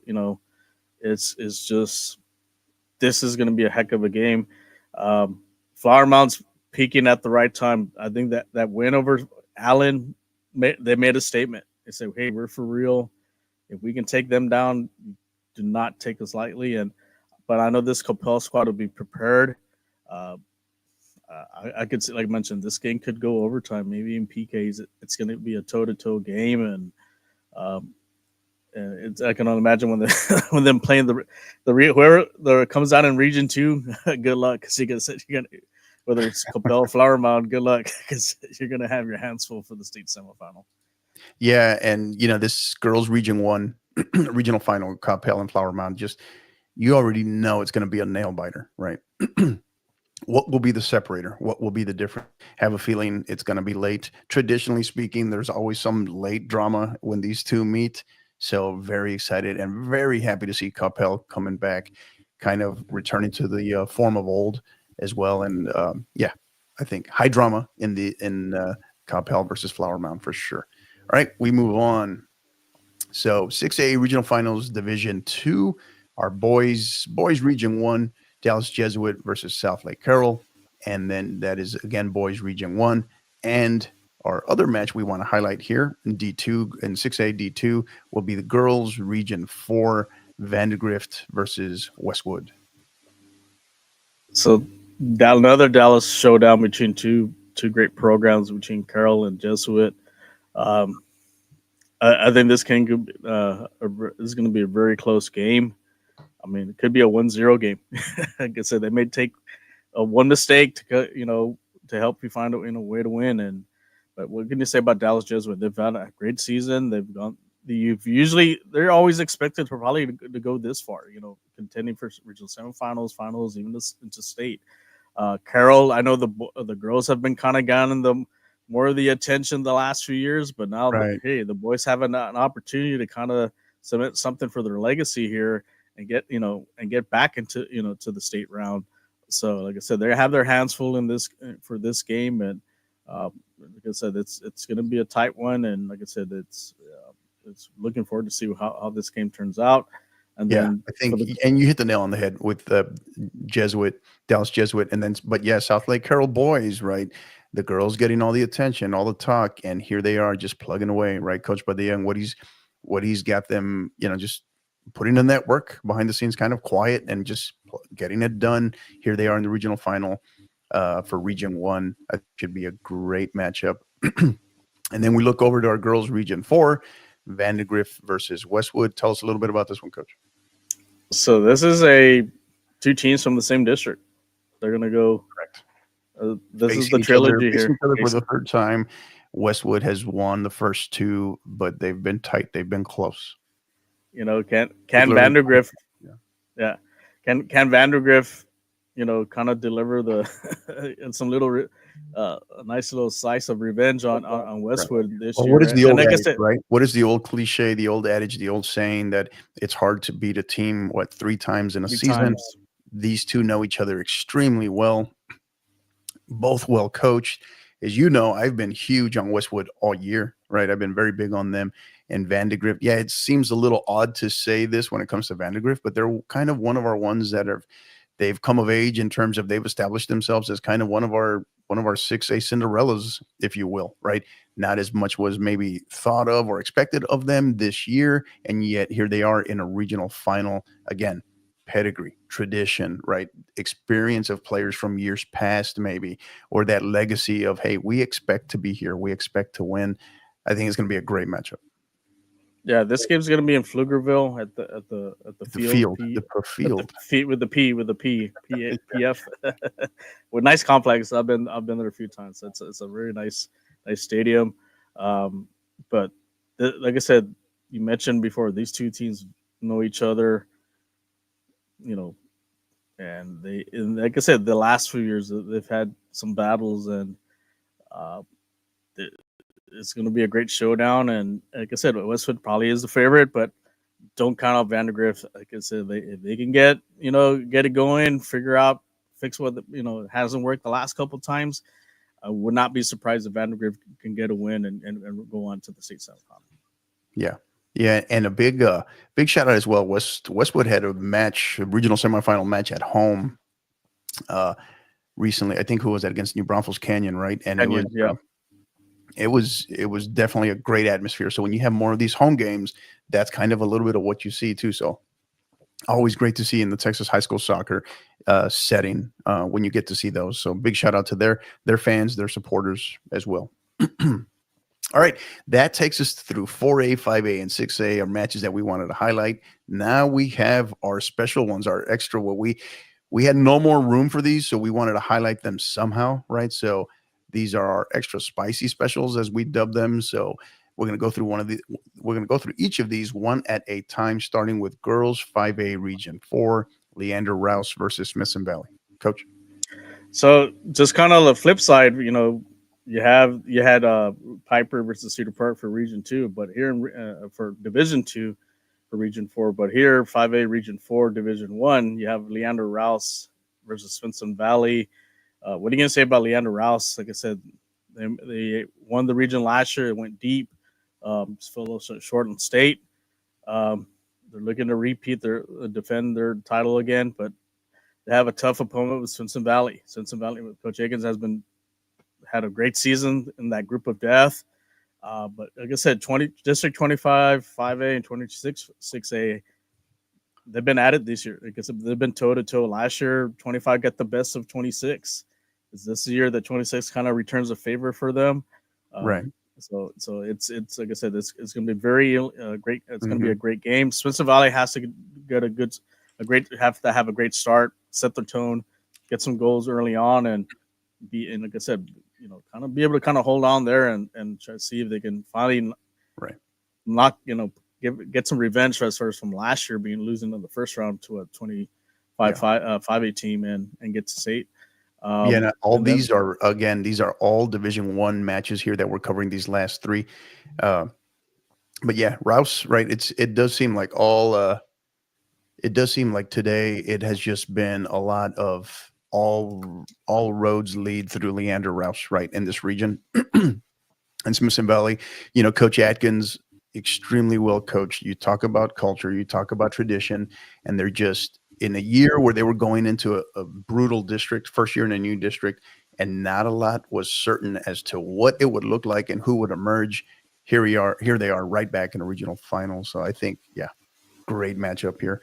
And then we move on to our next one, girls 5A region 3, Georgetown, right? So, and what Coach Venegas has built there over the last few years, a team just removed from state not too long ago and here they are again in regional final versus quite possibly the most, or if not definitely one of the top 3 most consistent programs in the state of Texas this year in A&M Consolidated. Sorry about that. Thoughts on this one, Coach? Yeah, this is going to be a dynamite game.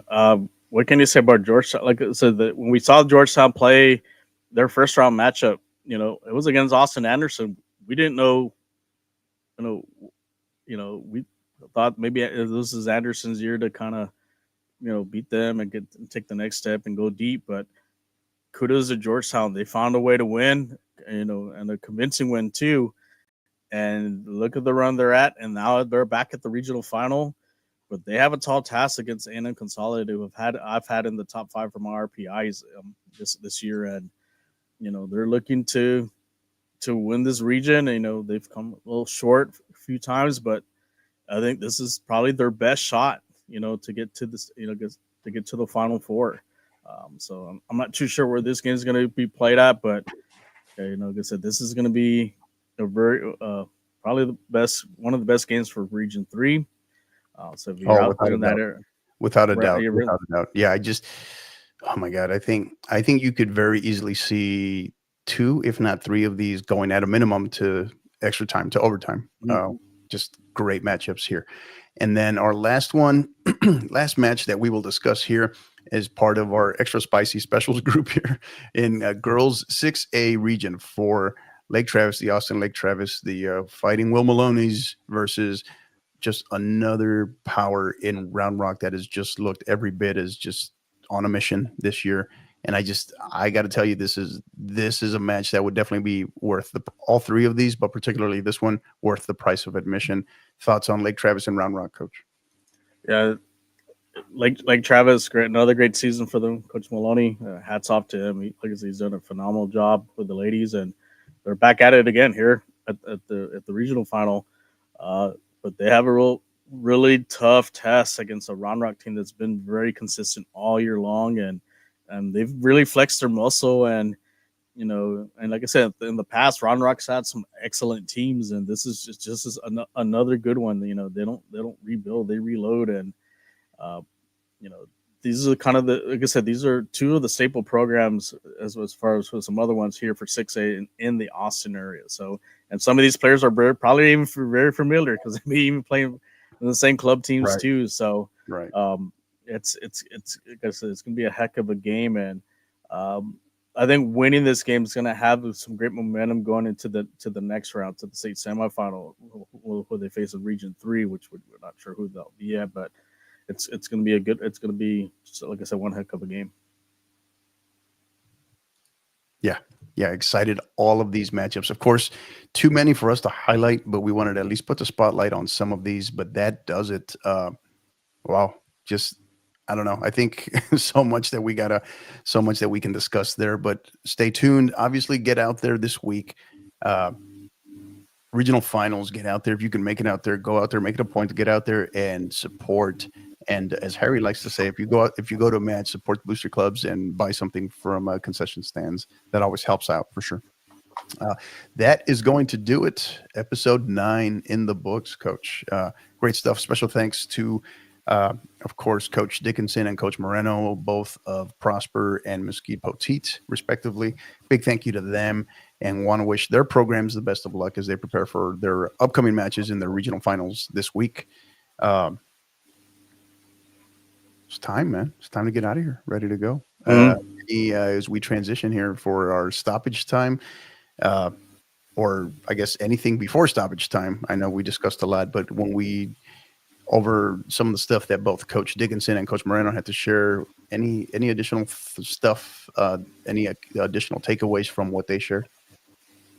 Just like I said, when it comes to the playoffs, you just never know. I mean, anything, the stars can align for you, and like I said, you can have the best talent, but sometimes you play a bad game and it can, you're knocked out, and I think luck does play a lot of it, and how the players are, how are they feeling, and just the momentum. And like I said, if you're one of those teams that got to this point, that's something special to say, because like I said, you're basically in the Sweet 16, and to, especially with this new format, there's some teams that had to beat some quality teams to get to this far. Some of the matchups are. Well, if you take a look at Georgetown, they had a tough first round match against Austin Anderson. They could really, we could really be talking about Austin Anderson versus A&M Consolidated. Right. Yeah. Same thing with some other teams who so. Like I said, to just embrace it. Like I said, to get to this point, very few get to this point. Embrace it, and if you're able to find a way to survive and advance, and that's the whole point. Find a way, advance, and survive. Survive and advance. Survive and advance. Yeah. And you're a game closer to the prize. And lifting the trophy in Georgetown's it's what it's all about. Yeah, couldn't agree more. Absolutely. So well said. Again, a big thank you to our coaches for joining us today. Also, a big thank you to everybody that participated live on our chat. And here we are, over, looks like about 1,100 strong listening to us right now not just across the state of Texas, but in different parts across the country. Really appreciate you guys. Thank you for being here. Again, like, rate, subscribe. If you're watching us on YouTube right now and you're not on your phone, hit that subscribe button if you're not already subscribed. Grab somebody next to you, have them grab their phone, have them hit that subscribe button as well. But also, the big thing is hit that live notification bell there. That'll give you the live alerts of when we're going live, which is, again, 99.9% of the time. So, yeah. And then, of course, you can find us on social media on Twix, as we call it, Twitter X, at 50_50 pod. On Instagram at 50_50 podcast. We're also live on Instagram, on IG Live right now. So for those of you listening to us there, big shout out to you all. And then the one that we're really trying to grow, help us get to 500 live subscribers in our YouTube channel there, the 50_50 podcast.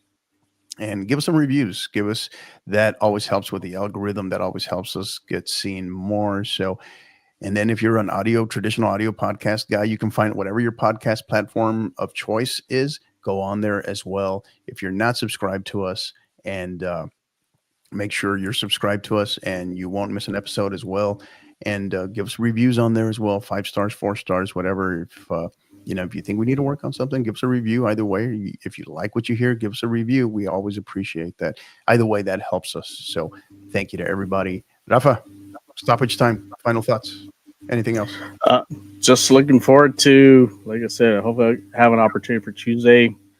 Check out some games. I'm not disclosing where I'm going to be at. Just tune in and find out. Oh, sneaky guy. Yeah.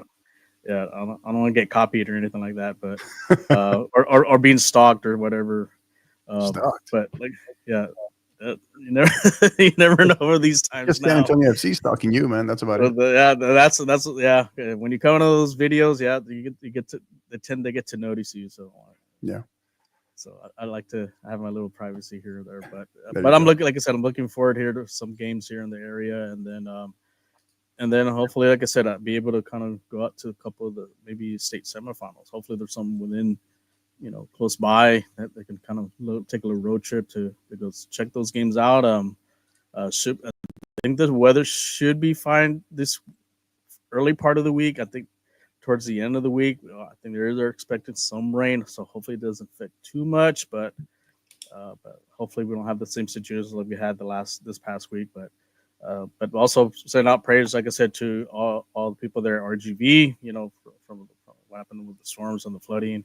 So like I said, our prayers are with you, and looking forward again for another great week of soccer. Yeah, absolutely. Well said. I wanted to hit, I wanted to hit on that as well. Chief's in here talking about ninja stealth mode here with Rafa. Yeah, well, I don't mind taking pictures with Chief. So if you haven't seen, Hey the man, hey, where's my Chief, flag at? By the way, this flag came out of nowhere, and I was like, dude, where? I was like, oh, I have it. That's like my little Yeah. my picture one. So, but I'll probably make some more. But Yeah, shout out to Chief, for having a picture. I was glad to meet him and chat with him about some high school. Maybe we need to have him on too. I'd love to hear his aspects about high school soccer. Thank you for being in here, Chief. Really appreciate you. Everything, and glad to see your Southwest boys are on to the regional final. Mm-hmm. And then we have our one of our team contributors, 50-50 pod team contributor here in Mr. Michael Merritt. Shout out to Kennedy Reed and Seven Lake Girls for representing Texas high school soccer on ESPN Sports Center Top 10 Friday.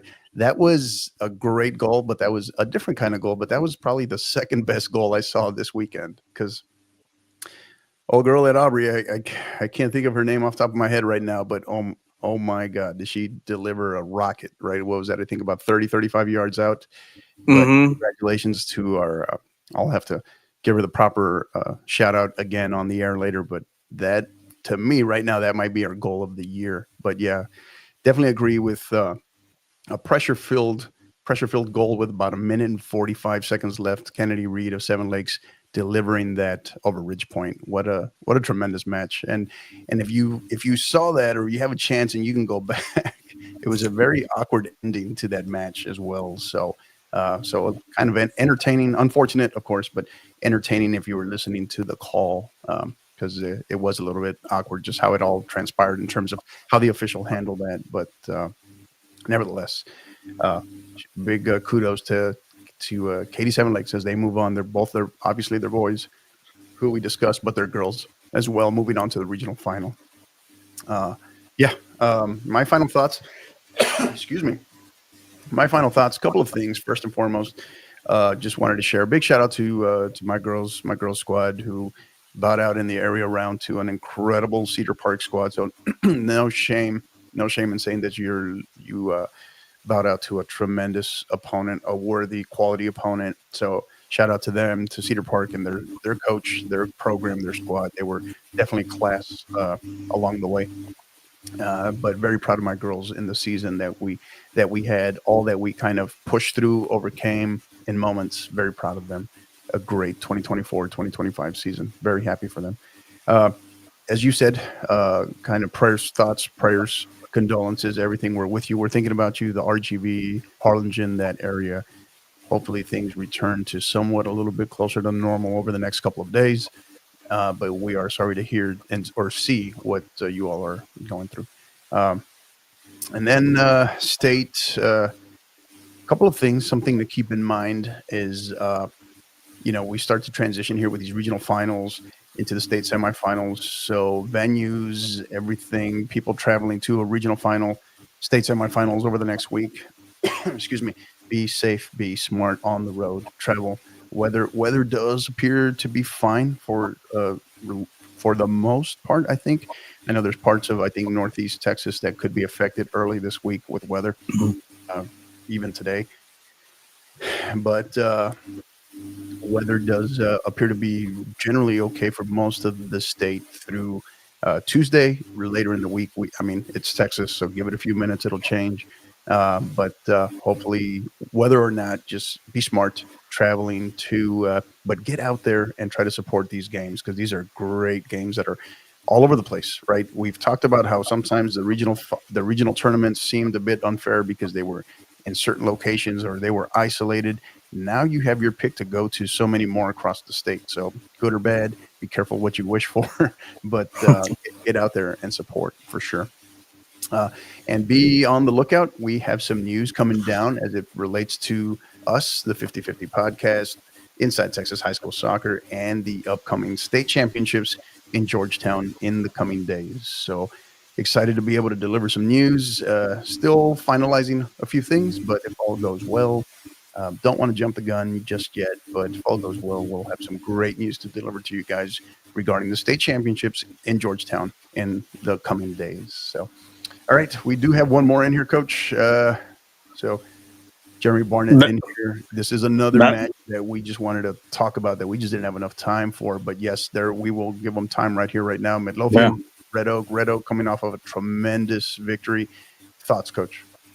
Yeah, this was another game that was just like this close to selecting. And I mean, shout out to Red Oak. The ladies have had an excellent season. You know, they've had the deck stacked against them, but they've been road warriors. You know, and Midlothian better kind of beware with them. And but this is going to be a great matchup. I think if Red Oak can, you know, weather the storm a bit, and maybe be able to pull it off. Like I said, Midlothian has, like I said, the tradition. You know, I know the boys did it last year, but the girls have done it in the past too. So Red Oak, you know, they've been one of those teams that have been in the playoffs, just has been as far as this at this point. But this is a golden opportunity for them to get, I think, to finally break through and get to state. Yeah, and you know, Midlothian, very much like A&M Consolidated, right? One of these programs that has been extremely consistent this year, and almost under the radar because of their boys program, right? Both coached by Austin Guest there, but yeah, I think tremendous. You know, they've done tremendous work. So I think does Red Oak? Obviously, Red Oak's in a regional final, not by accident. They've earned the right to be here. Mm-hmm. Got a tall task in Midlothian. But yeah, Midlothian's going to have to come in ready to put in a shift, because if not, you start to allow Red Oak to hang around, keep it tight, or gain in confidence. It could be a very, very interesting result. Would not shock me to see this one go to overtime whatsoever. But yeah, I think in terms of who is favored here, Midlothian, but Red Oak, another one we talked about, just like the Vandergriffs of the world, probably. Red Oak could very well be the ultimate Cinderella of the state playoffs up to this point, right? So very excited. Great story. So we shall see what comes of this one here. So, and we'll have to look up this one as well. I know we mentioned it before, but where this one is being played as well. So, yep. All right. It is that time. We're going to go ahead. Again, thank you to our listeners everywhere, our supporters. All right. Over 1,200 strong, listening to us across all kinds of different parts of the state of Texas and as well outside of the state of Texas. We're grateful for you. We thank you so much. We appreciate you. We will be back at some point. We don't know yet if it'll be midweek or maybe next weekend as we prepare and start looking at state, but it'll either be in preparation for state semifinals, or if not, state finals. But just know that 6 days from now, we'll know who our state final representatives will be. So very excited for that. So, all right, for Rafa, again, I am your host, Coach Hector Cano. Thank you again to all our listeners, all our supporters everywhere. Go on there, like, rate, subscribe.